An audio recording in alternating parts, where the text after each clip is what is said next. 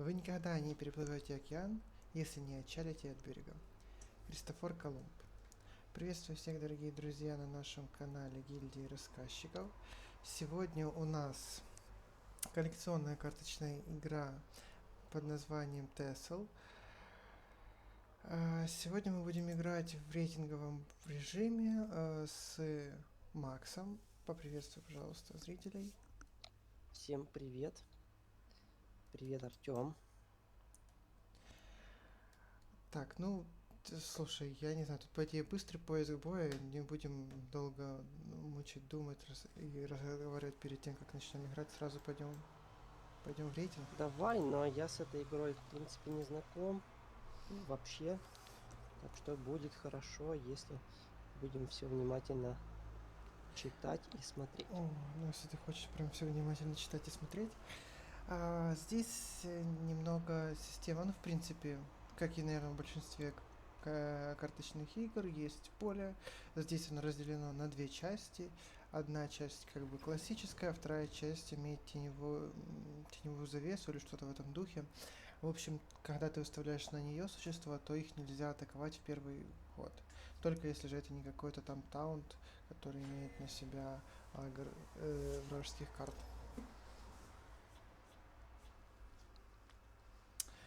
У меня сине-желтая колода. Я такое полюбляю. Мне это нравится. И суть этой колоды на событиях, в общем-то, на событиях. В принципе, это все. Ну, давай, если у тебя какие-то будут вопросы, ты будешь их задавать. Так, заодно и зрителям будет, может, понятнее, если кто-то с этой игрой мало знаком. Хорошо. Здесь не накопительная система, здесь каждый ход сбрасывается твоя мана до определенного уровня.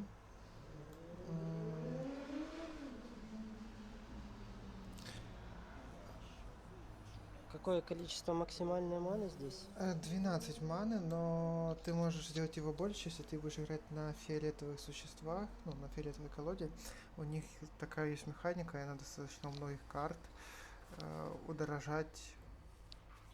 увеличивать свой максимальный запас маны. То есть можно сделать и 14, и 15, и 16.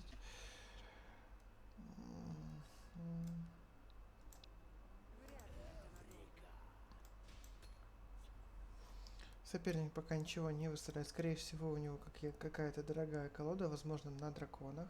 Если на драконах, то это не очень хорошо, я такое не люблю. Так, карта соперника, легендарка какая-то. Выбирает существо или предмет в вашей руке и помещает его в копию с 3+3 в вашу колоду. А в чем фишка того, что поле разделено на две части, левая часть и правая часть? Да, я вначале уже сказал, что одна часть имеет это классическая линия поля, вот тут написано вторая часть, линия тени. Здесь, выйдя на эту линию, существа получают укрытие, и их нельзя атаковать в течение первого хода. Вот.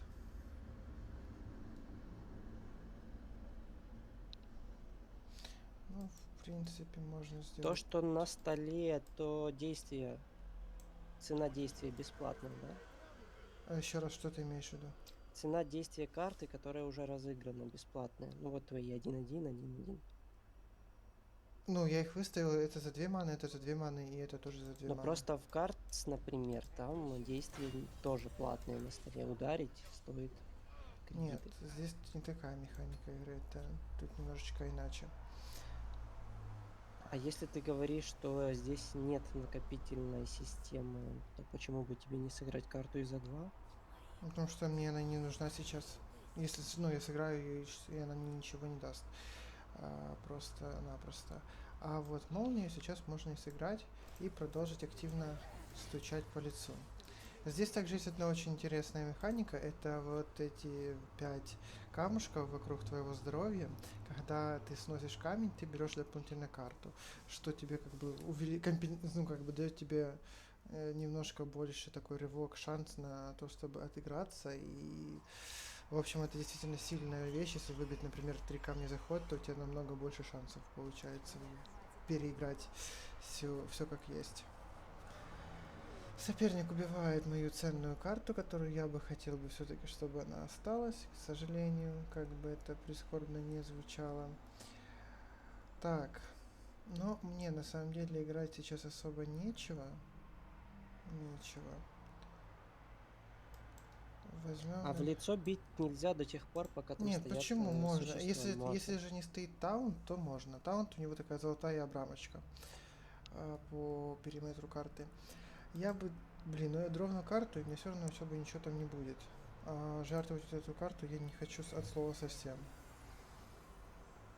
Ну хотя все равно ничего не будет. Я не смогу. А если 2-2 разбить 1-1 и потом пожертвовать 2-2? Так, какой 2-2 разбить один? Ты имеешь в виду 1-1 ударится об 2-2? Нет, наоборот. Своим 2-2 ударится об 1-1, а потом его Но пожертвовать. я и говорю, что я не сильно этого хочу, и я бы хотел бы, чтобы он все-таки остался на поле боя. Но мне не хватает одной единицы маны, к сожалению. Сейчас бы я, конечно, это организовал бы.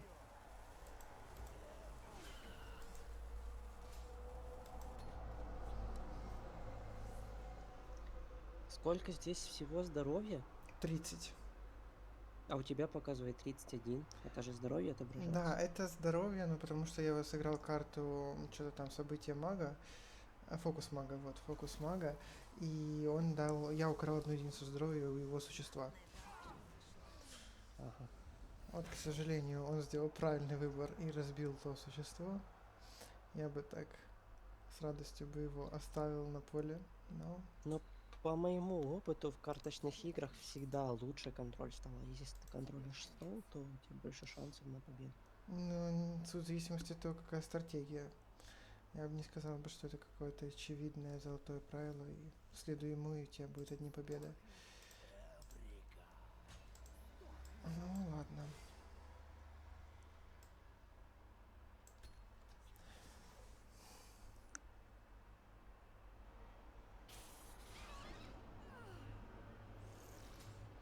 Очень жаль, что он не пошел в лицо. Еще, кстати, тоже стоит заметить. Вот это вот таунт. Сейчас я уже по лесу бить не могу, пока не уничтожу это существо. Я возьму и разыграю копье. Просто уничтожу это существо за 7-7. У него, причем оно противность, то, что оно имеет поглощение. При нанесении урона в ваш ход вы восстанавливаете столько же здоровья. То есть она мне сейчас ударит по вот этому существу, например, и отхилит своему богу 7 здоровья. Если я правильно помню. Ну да, так оно и есть. Поэтому мне это существо вообще нужно убирать. Поставим, пожалуй, сюда.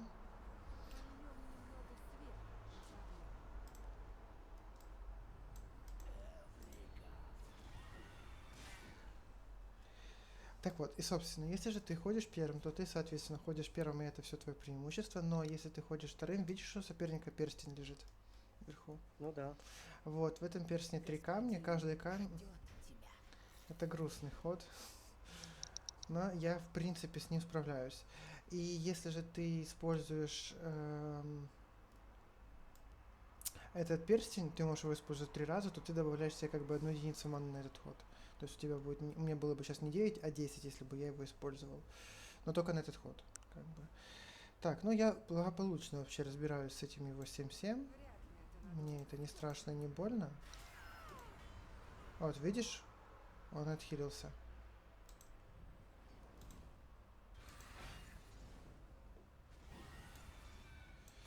Вот. И, собственно, как бы игра набирает оборот. Если вначале мы выставляли какие-то слабые существа, то теперь у нас потенциал намного выше у обоих. Неужели он сейчас разберет мою 3-2? Вот, та карта, которая увеличит максимальное количество маны. У него было только что там что-то там 2 из 9, теперь 0 из 10. Хотя должно было остаться как бы как было. А максимальная в самой игре 10, да? 12, я тебе говорил, 12. Но ты можешь сделать его больше. То есть у него уже максимально будет 13.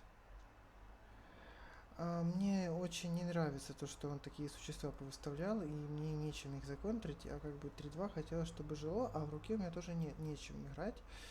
Но что поделать? Будем ждать, пока он сейчас будет разбивать мне камни, и мне придут карты в руку. Да.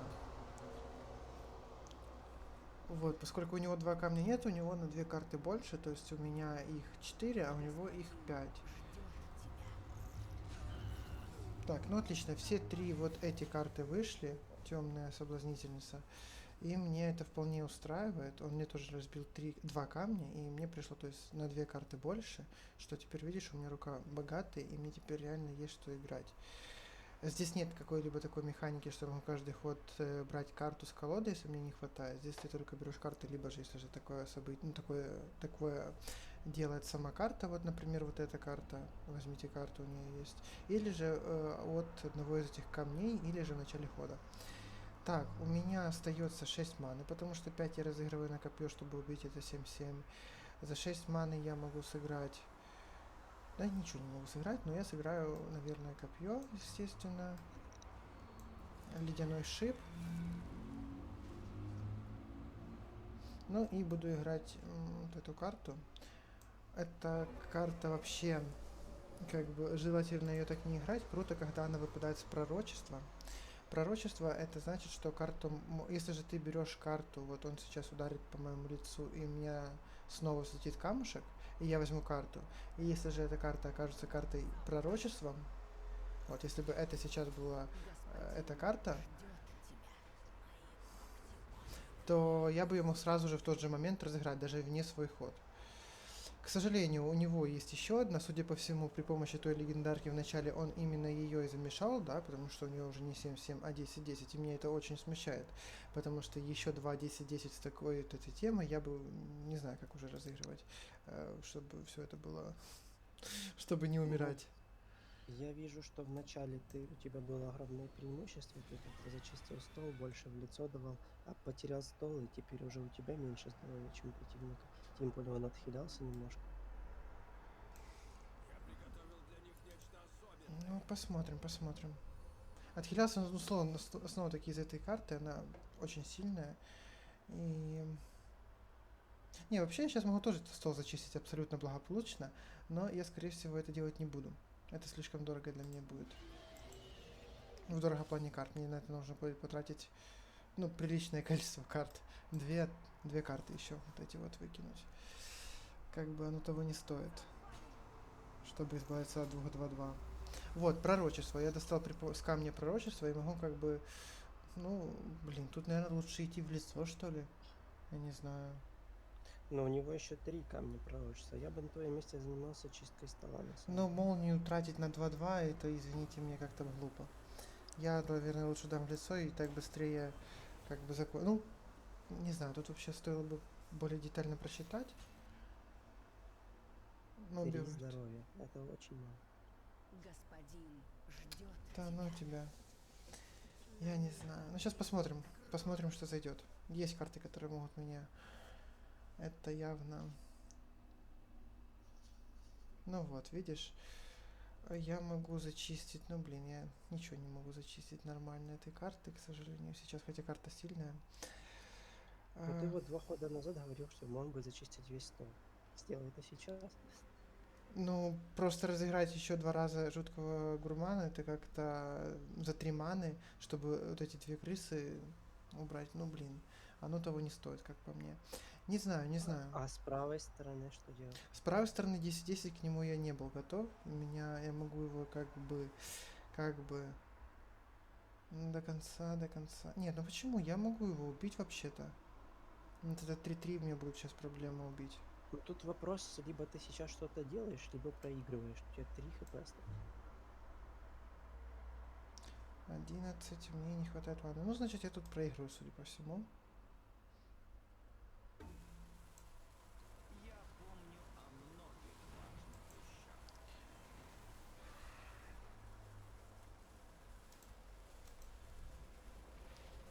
Я помню о многих важных Таунт. вещах. Нет? Стоп. Как это так? Что? Нет, таунта у Ну, меня нет. Не было. Я не знаю, вообще А есть... как ты 2 раза одну и ту же карту сыграл? И при помощи вот этого события Темное Возрождение жертвует существо, чтобы призвать его копию. Я мог бы тогда, когда я тебе сказал, что я мог зачистить весь стол, при помощи того повара превратить этих двух крыс в вот такие тортики в 0.1. Но как бы эта карта явно того не стоила, если же у нее потенциал намного-много выше. Понимаешь?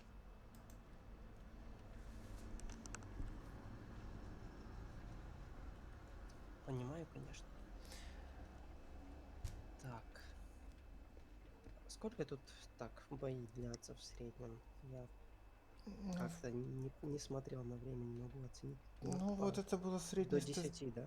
Ну вот это да, ну это можно чуть длиннее играть, но в принципе вот это и там еще плюс 3 минуты, ну плюс 5. Ну в зависимости от того тоже, как быстро делать ходы. Иногда бывают такие сражения, что нужно прям очень сильно думать. Иногда бывает, что все на автомате там более чем очевидно.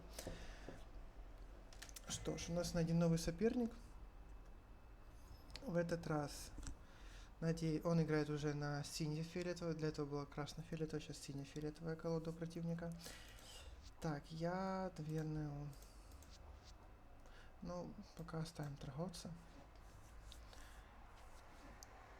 Если бы зашло что-то более дешевое сейчас, то можно было бы классно сыграть. К сожалению, соперник ходит второй. Я больше люблю ходить второй. Мне это кольцо очень нравится его использовать. Потому что на первом ходу можно использовать существо за 2, на четвертом за 5. Ну, так, 3 раза это... Мгм. Интересно. Я пока не буду выставлять его, потому что мне его защищать не будет как. А его нужно защитить. Карта очень ценная во второй половине игры. Но ты таким образом просто теряешь контроль Ну, всего. почему? Вот сейчас уже выставляю существо. Объясню, почему его не смысл сейчас выставлять. Он всего-навсего 2-2. А его пассивка, которая как бы присутствует, когда он стоит на столе, ну, может играть хотя бы, когда у меня будет там 6 маны, когда я смогу заход выставлять, играть 2 события. Вот, противник увеличил свою ману, то есть у него было 3 только что, стало 4 максимальная.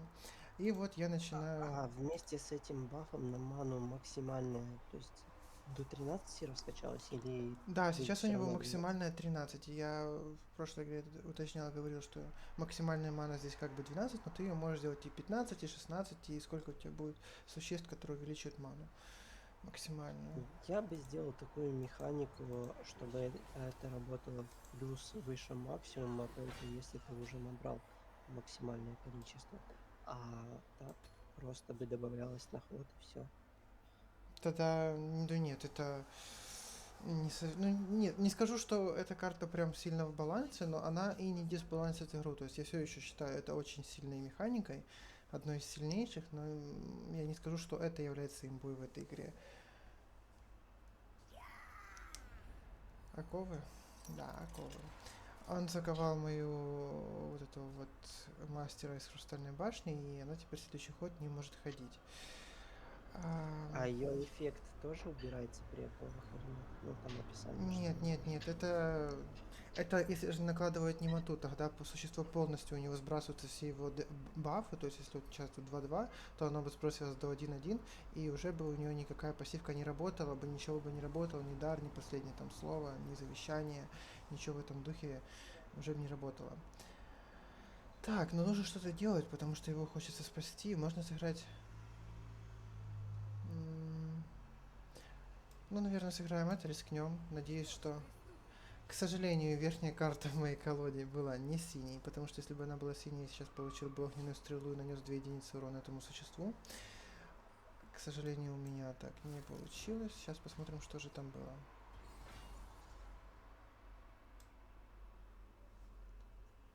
А там была, кстати, тоже очень классная карта. Этот ученый, мне он тоже очень нравится. Он чуть-чуть... Мне нравится, что у него не 2 единицы здоровья в начале, а целых 4.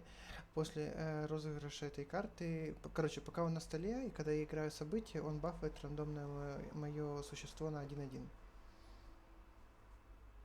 Что как бы круто.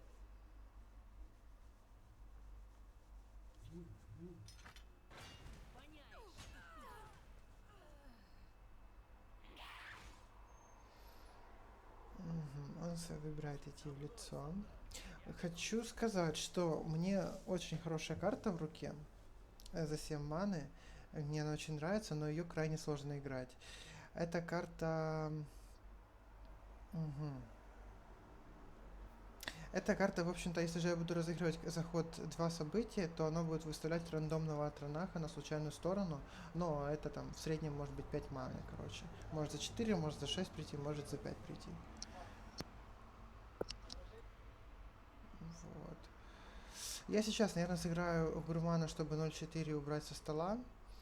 Ам, Так, у меня остается 3 маны. Ну, даже не Ты знаю. все-таки хочешь заняться контролем стола в этот раз, да? Нет, нет, просто таунт я не хочу. Не, ну просто это лишний ход, я сейчас просто буду биться об 0.4. Ну, хотя, кстати, можно и так сделать на самом деле-то.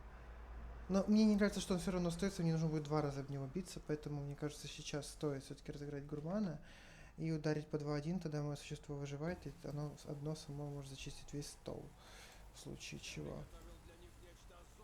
А можно, кстати, 2... Не, ну лучше 0.4. Вот. И как бы, возможно, есть смысл разыграть ученого на вторую сторону, но даже не знаю. Нет, следующий ход я все равно, скорее всего, не буду ничего играть, кроме этого здания, потому что оно стоит целых 7 маны. А это не событие, так что... Это карта поддержки, если ты знаешь, помнишь, что здесь сбоку можно выставить карты. Они как бы пассивка на всю оставшуюся игру, если же ее не убрать. Так, а это 6-6 мне не нравится, А если их честно. можно еще и убирать, да? Но есть карты, которые Тоже могут... каким-то событием. Да, но их очень немного в игре, и они не популярны, хотя они очень достойно сильные, потому что вот, ну, объективно эти карты поддержек бывают настолько сильными, что прям будешь в шоке. Так, вообще-то мне бы очень хотелось, чтобы это 6-6 исчезло со стола, оно еще... Ну, поколдуй над этим вопросом. Но мне как бы нечего, я могу сыграть хватку зимы, но она просто на один ход отодвинет мою проблему. То как бы меня не сильно устраивает. Возможно, есть смысл сейчас 6-6, это мне еще нужно 1 единицу маны. В принципе, это не так-то и много. Я уверен, я могу придумать, найти, как это можно организовать. Но хотелось бы на этом ходу вообще-то разыграть вот это вот убежище гильдии, но не знаю. Просто не хочется 10 единиц пропускать, непонятно почему. Ну тогда постарайся их не пропустить.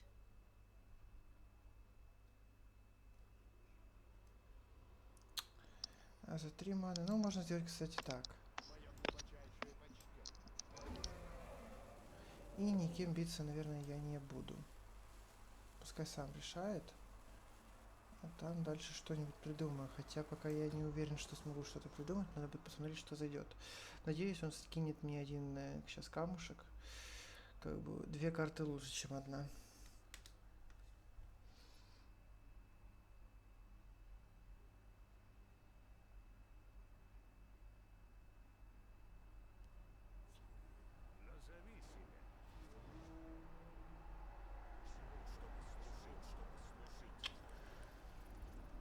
Ага, ужасно. Но ничего. Да, отлично. Я все-таки разбираю 6-6 теперь. Притом разбираю 6-6. Ну, блин, 3-4 мне еще бы разобрать. И было бы вообще шикарно. Так, это будет за 3 маны я разбираю 6-6. За 2 маны разбираю этого, ну, какого-то из таунтов. Это уже не важно. А вот мне бы 3-4 вообще-то убрать. Даже не знаю, даже не знаю.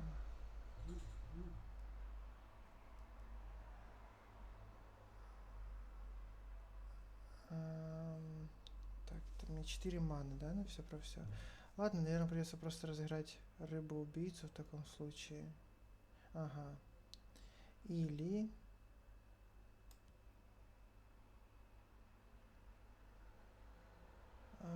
Сложно выбрать, куда поставить, потому что... Да, я поставлю сюда тогда, наверное. Разыграю фокус мага, как я и хотел. Ударюсь об него полностью всем, чем могу. И Ам, Да, наверное, все-таки поставлю 2-1. А тобой биться, ну, не буду.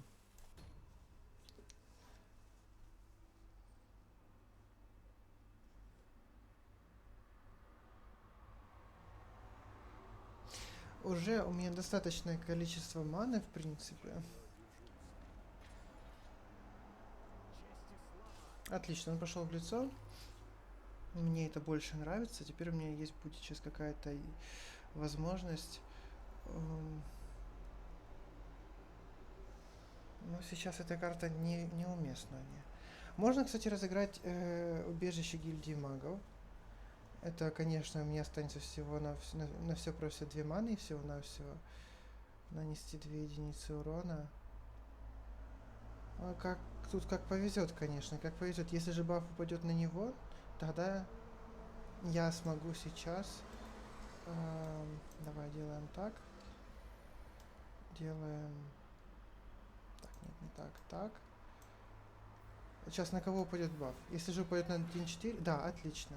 Все, теперь эта карта умирает полностью сама. И теперь, что хорошо, что один баф упал на эту сторону, теперь я убиваю 0.5. Этот страж как бы вроде такой 0.5, да, ничего страшного нет, но у него регенерация, если же я его не убиваю за один ход, то у него восстанавливается здоровье до стартового значения, то есть снова на следующий ход было бы 0.5. И вот я зачистил полностью стол, и у меня, видишь, выпал грозовой Атронах. 7-5 с оберегом. Потому что я разыграл 2 события. Казнь и огненную стрелу.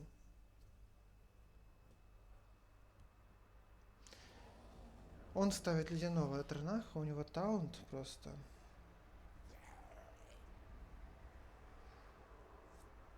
Угу.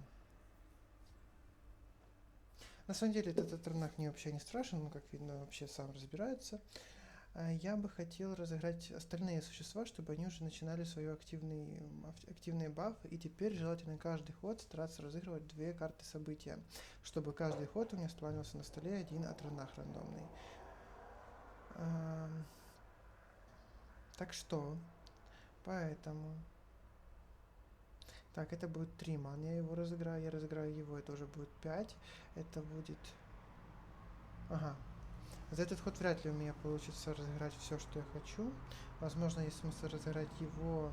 Это 3 маны, плюс у него хорошие бафы от событий, его чем раньше выставлю, тем лучше. Но нет, все-таки я разыграю так. И вот у меня уже полный стол. Также стоит заметить, что в этой игре максимальное допустимое количество карт на одной линии это 4. То есть у меня больше 8 карт на столе в принципе быть не может. И максимальное количество поддержек это тоже 4.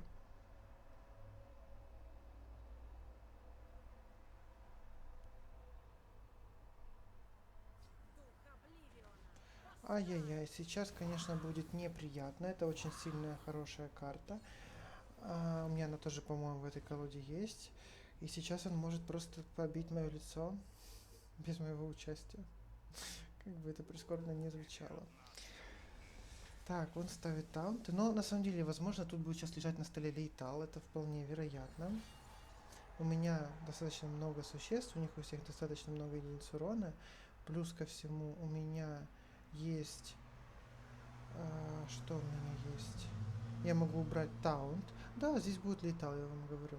Это будет 3, плюс 2 это 5, плюс 3 это 8, плюс 2 это 10, плюс 8 это 18, плюс 3 это 21, 20... О, у меня есть, но это в том условии, если же он не вытянет там какое-то событие, которое сейчас...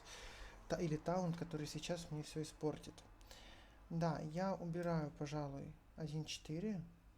Но это так, идти в банк на самом деле. А хотя почему в банк? У меня есть хватка вот это вот событие, которое сейчас всю вражескую линию забьет. оковами.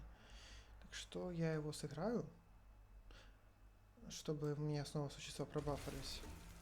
И иду смело в лицо, тут уже бояться нечего. Вдруг что? Пророчество, вот он вытянул все-таки пророчество. Ну что же там будет? А там будет страж, но который сейчас разбирается на самом деле. Ай-яй-яй.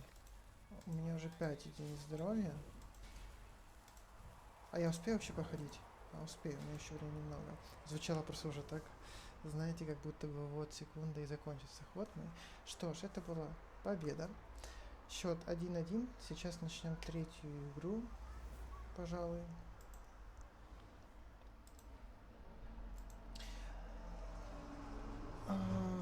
Что хочется сказать приятным, что действительно в Тесл достаточно быстрый подбор соперников. Средний поиск битвы это всегда был 20 секунд, сейчас почему-то написано 25, наверное, чуть поменьше онлайн. Но даже 25 секунд это вполне приемлемо для того, чтобы найти соперника в такой игре.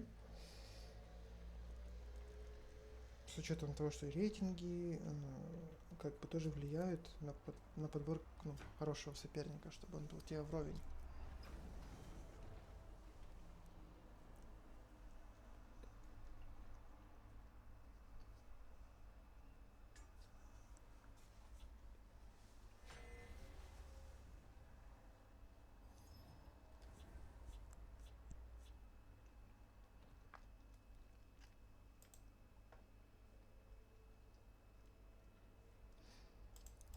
Так, ну, можно вообще-то оставить этот нерест, но я бы его, наверное, убрал. Я хочу что-нибудь такое, что можно прям в самом начале сыграть и потом не беспокоиться о нем. Ну, или если беспокоиться, то хотя бы оправданно. И снова я хожу первым, что меня огорчает. Нет, на самом деле, это тоже хочется сказать, что здесь достаточно справедливо. Первый ход и это кольцо, они как бы компенсируют, нивелируют эту разницу в преимуществе. Поэтому, ходя первым или вторым, мне кажется, это уже больше зависит от того, какая у тебя колода.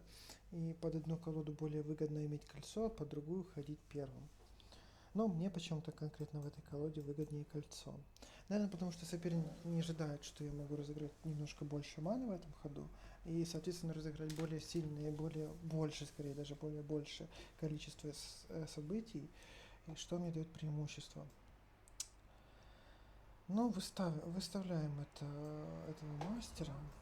Его, конечно, я очень боюсь и трепещусь над ним ставить его на пустой полностью стол. Мало ли что там. Вот, например, такая штука. Но мы достаточно сильную, не то чтобы сильную, но полезную карту убрали со стола, так что, может быть, оно того и стоило.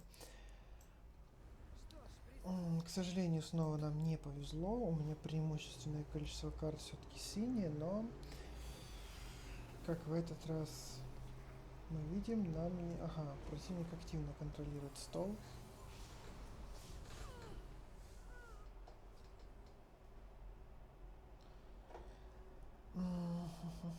Но тут можно сыграть. Блин, было бы это на другой линии, я бы сейчас сыграл нерест рыбы-убийцы, но будем играть фокус мага. Контролировать стол, хилиться. Но тут самое ценное на самом деле это взять карту. Ну и 1 единица урона, наверное, тоже решает.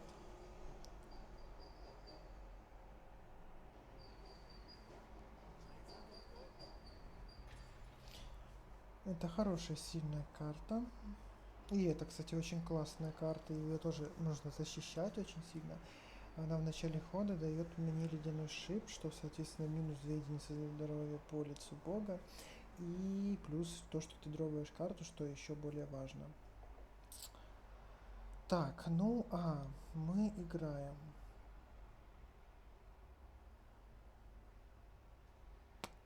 Сложно сказать, что мы играем. Как бы... Наверное, нужно перейти на другой фланг, а там что-то потом решим, придумаем. Да. Вот что мне не нравится, это в начале сложно контролировать именно на этой колоде стол так, как хотелось бы, потому что много событий, которые играют не против этих карт, что выставляют соперники, или же это не сильно рационально будет, а чтобы выиграть, желательно все-таки все делать рационально. Так что это как бы иногда усложняет ситуацию. Так, это 6-6. Уже достаточно сильное существо, его бы лучше вообще-то убрать. Вопрос, есть ли чем? Хороший вопрос. Скорее нечем, чем есть. Но придумать что-то нужно.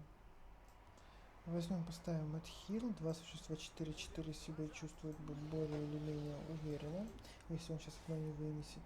Но если вынесет, то нужно будет что-то активно придумать, как с ним бороться.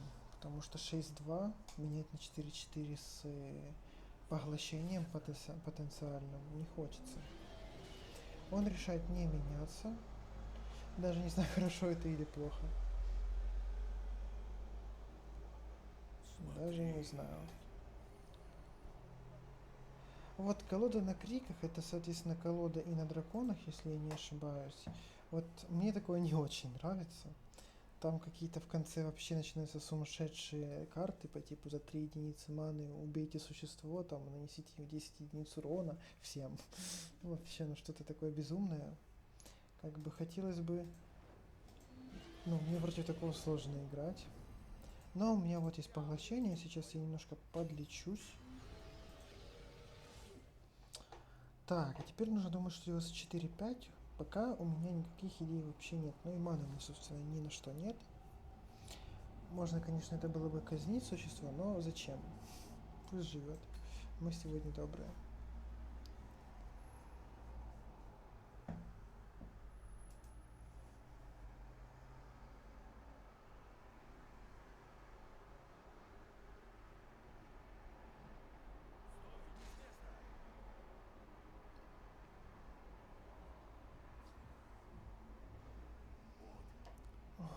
Что-то там он опять бафает свои крики. Ну вот, за 7-7, и там еще в начале каждой охоты для всех вражеских существ силой 3 или больше на этой линии. О боже, что? Но это вообще же выглядит как имба-имба. Ладно. Сделать мы против него ничего не можем, да? Досадно. Я бы сказал бы очень досадно. Карты есть, но ничего не решает моих проблем. Мне бы копье сейчас капец как хотелось бы иметь, но я его не имею.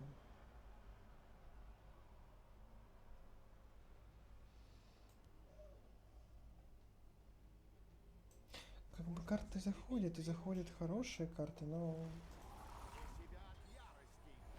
честно, даже нужно сейчас что-нибудь точно сделать с этим. 7-7, видите, оно очень обрезает мне атаку.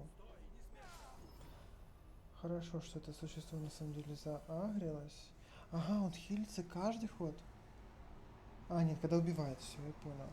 Я думал, при каждом своем бое. Нормально. Страж. Ну, это не очень, но я его легко вообще... Как бы этот страж для меня вообще не помеха. А вот это, конечно, хреново. Сейчас Ваковы закую.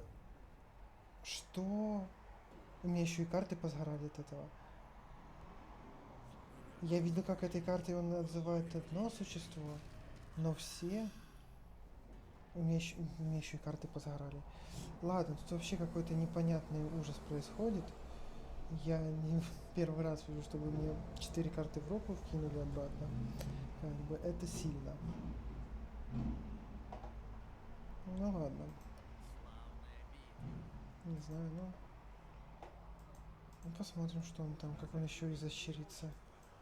Я тут точно ничего не сделаю, мне это 7-7 все так же никак законтрить. Хотя, если бы у меня было бы та молния, которая у меня сгорела только что, я бы этот вопрос однозначно бы решил бы, выжил бы, и, скорее всего, у меня были бы потенциально возможности зачистить стол.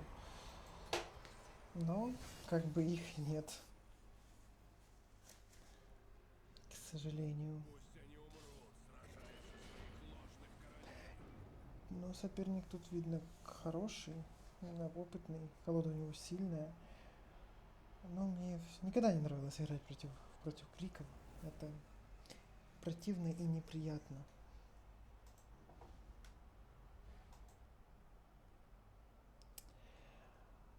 Ну что ж, вот такие 3 боя у нас сегодня были.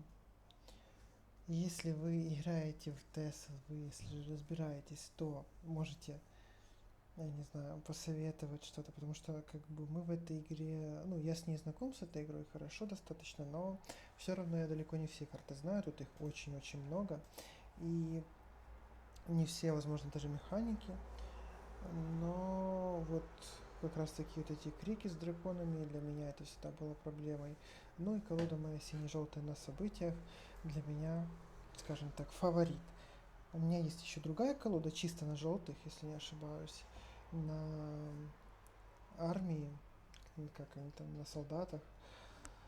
Вот, возможно, как-нибудь я и их покажу вам.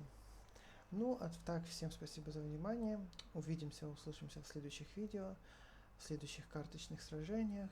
До новых встреч!